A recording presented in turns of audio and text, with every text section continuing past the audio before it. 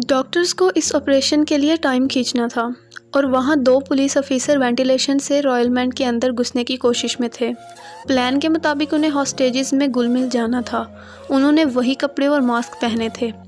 Professor को ventilation से कुछ आवाज़ें महसूस हो जाती हैं। डेनवर की जेब से मोनिका का लेटर नीचे गिर जाता है और वो नैरोबी के हाथ लग जाता है। वेंटिलेशन में मौजूद पुलिस ऑफिसर मिनट में घुसने की कुछ ही दूर थे। प्रोफेसर बर्लिन को फ़ोन लगाता है और प्लान बी फॉलो करने को कहता है। प्लान बी का मतलब था मास्क चेंज करना। जब वो पुलिस वाला इन सब के मास्क चेंज देखता है तो उसे समझ आ जाती है कि उनका ये प्लान भी फेल हो गया है और जल्द से जल्द बाहर जाने की कोशिश करता है ताकि उन पुलिस वालों को रोक सके जो पुराने मास्क के साथ रॉयल मिंट की में घुसने वाले थे। नैरोबी को पता चल चुका था कि मोनिका जिंदा है। नैरोबी वहाँ चली जाती है और मोनिका को इस हालत में देखती है।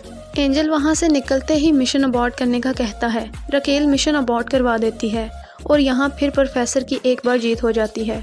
दूसरी तरफ नैरोबी मोनिका के बारे में जानते हुए उसकी मदद करने का सोचती है। अब प्रोफेसर उस माइक्रोफोन की मदद से पुलिस वालों की सारी बातें भी सुन सकता है।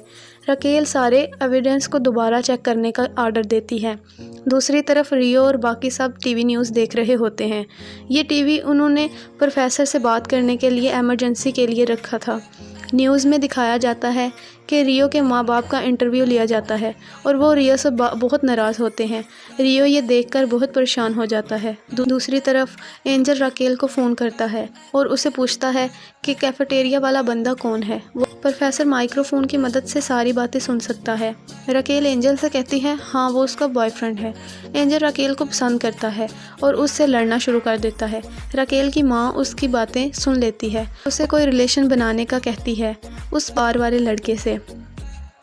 टोक्यो बर्लिन के पास जाती है। बर्लिन को एक बीमारी है, उस बीमारी की वजह से उसका हाथ कांपता है। टोक्यो बर्लिन से कहती है कि मेहरबानी करके प्रोफेसर को बताओ कि तुमने एक हॉस्टेज को मार डाला है और अगर ये काम तुमने ना किया तो मैं प्रोफेसर को बता दूंगी।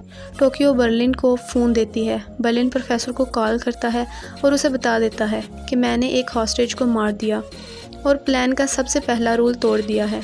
प्रोफेसर बर्लिन से कहता है कि तुमने सब बर्बाद कर दिया है। रकेल को पुलिस कैंप से फ़ोन आता है। उन्हें एक कार मिली थी जिस पर रियो और टोक्यो रॉयलमेंट में गए थे। प्रोफेसर ने वो कार हेलसिंकी को क्रश करने के लिए दी थी जो हेलसिंकी ने नहीं की होती और फिंगरप्रिंट्स भी नहीं मिटाए होते। रकेल प्रोफेसर को कॉल करती है और उससे 8 कैदियों को रिहा करने का कहती है और कहती है कि अगर उसने ऐसा ना किया तो पुलिस ये केस किसी और को दे देगी। प्रोफेसर उस वर्कशॉप में आता है। रियो कुछ बम तैयार करता है ताकि रॉयलमेंट की हर एंट्रेंस पर लगा सके। रकेल दोबारा प्रोफेसर को कॉल करती है। प्रोफेसर उससे पूछता है कि आप किन लोगों को बाहर निकालना चाहते हैं।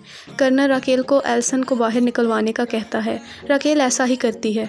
प्रोफेसर उस कबाड़खाने में जाता है ताकि सारे फिंगरप्रिंट्स मिटा सके और वो वहाँ गाड़ी की सीट पर एक बटन छोड़ आता है। पुलिस उस गाड़ी को ढूंढने के लिए कबाड़खाने में आते हैं।